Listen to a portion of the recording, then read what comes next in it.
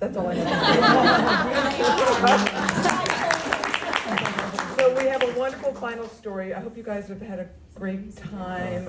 Our final storyteller is Kirsten Rao. Yay! Yay! Thank you. All right. Hi, everyone. How are you holding out tonight? Are you good? Awesome. All right. Hi, I'm Kirsten, and I'm so delighted to be here. Thank you to everybody for organizing and hosting. This is great. So the theme for tonight, I took it very seriously. It's called Win Some, Lose Some. And I grew up in a family that was practically a family motto. Win some, lose some. So as a child, both of my parents were academics. Win. They were smart. They were well educated. Mom went to Vassar. Dad went to Harvard. Ooh la la. We were so fancy. And so it was really cool. So Dad spoke a bunch of languages and great sense of humor and all that kind of thing. But this was during the 60s and 70s, and finding a tenured position was like finding, I don't know, a Cadbury egg from the UK after Easter. They're not to be found. That's a very specific reference if you're a candy fan from the UK like me. So my poor parents, they would apply. This is back when there were typewriters with onion skin and carbon paper. And I heard a laugh. Good. And so they would send resumes all over the country. And they just would. We moved so many times growing up. I wound up going to 10 different schools before 6th grade. Wow. Because they just, thank you for the awe. That's so good. So win some, lose some. Smart parents, no money. That was the first win some, lose some. So then, of course, I became a teacher for my career. Big surprise. So I had 34 years in the classroom. I just retired last year. I had the best career.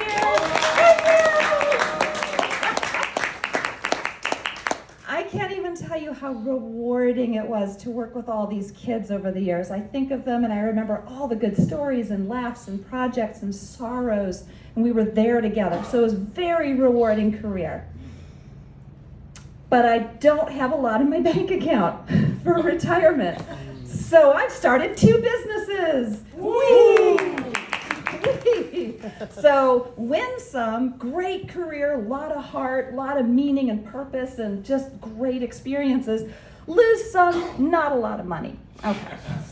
So my third win some, lose some is my first husband. We had quite the romance and got married and had an amazing daughter. She's the best. She's 25, she's out in Los Angeles, and she astonishes me every day. But we got divorced in 2008. And so I won some and I lost some.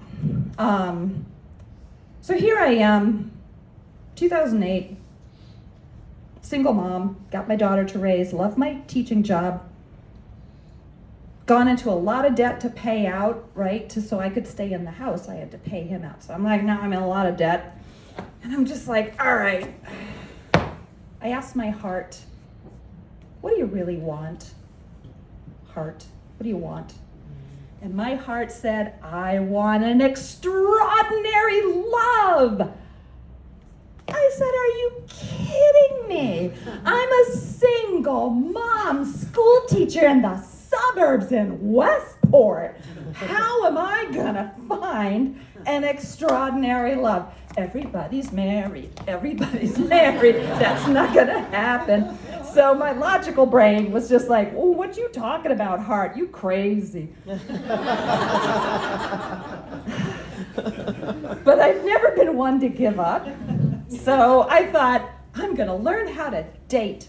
Now, I had never dated. I came up in the era where it's like you go to college and you kind of hang out, and then you kind of like each other, and then you kind of a thing, and then you're married. There was no dating. So here I am, I'm in my 40s. I have to hire a sitter, get myself all zhuzhed up, go out, meet somebody for a date, right? Whew, I did not know what I was doing. So one of my very first dates was a bank robber.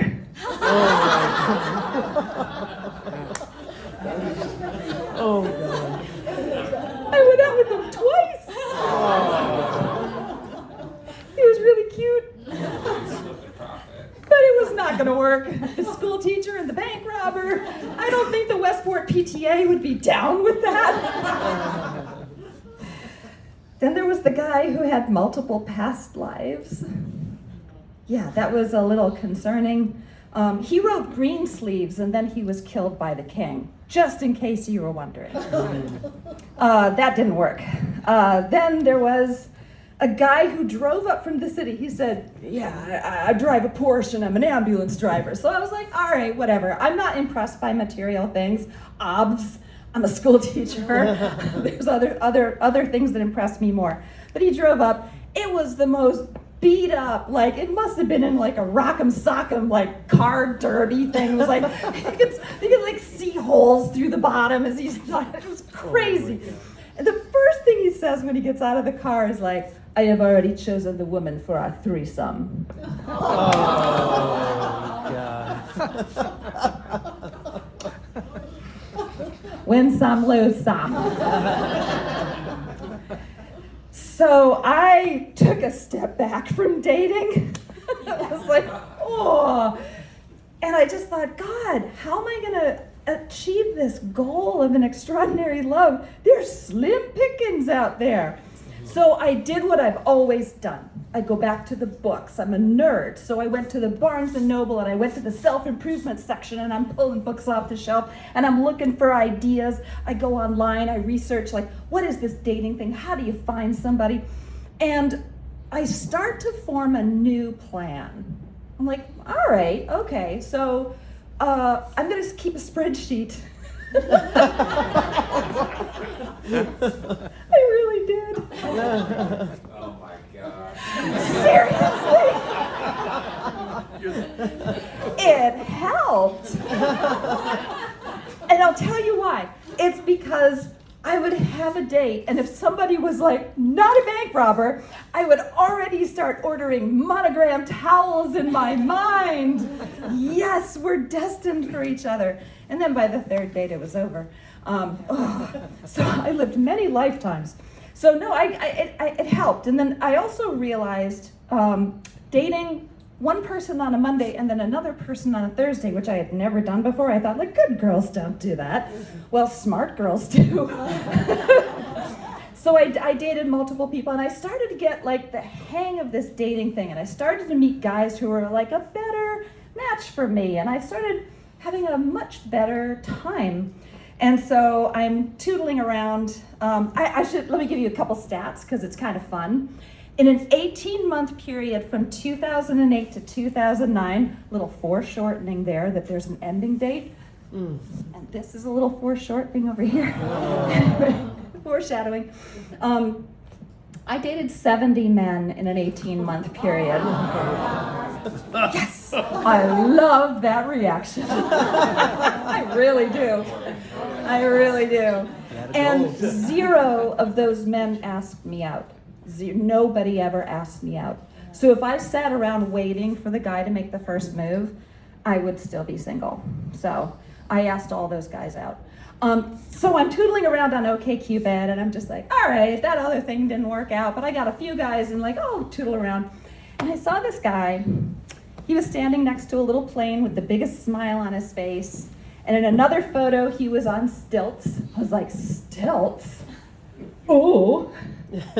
But the thing that got me was I read in his bio that he had never gotten along with his dad until he decided to set up a video camera and interview his dad about his childhood. And it changed his view of his dad. And I was like, tell me more. I like this. So we arranged to meet in the city at an improv show, because I'd been studying improv at UCB. And it was a team called the Stepfathers, and they were really talented. And I was checking this guy out, and he's checking me out, and we're laughing at the same things. That checks a box. And he walks me back to Grand Central, which not everybody did, but he was like a gentleman. And I looked at him and I just gave him a quick kiss, and I turned around and I ran to the train. And the way he tells the story is, for him it was just a friendship date until that kiss. I was like, aww. So bit by bit we get to know each other, we date, we're having a really lovely time. And he decides to ask me to marry him, unbeknownst to me. So I'm in an improv team and I'm performing in Fairfield, Connecticut, and we're having a great time. It's a great show, a lot of great games. And then VJ, is my husband's name, he tagged himself into the last scene. I was like, honey, you're the audience member. Audience members don't get up and tag into an improv show. Awkward. And he says, I love you, will you marry me? In front of all these people.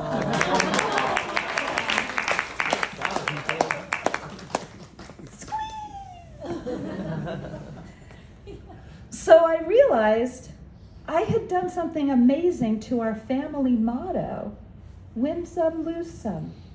It was always the win, but it was finished with a loss. But not this time. This time, lose some, win some!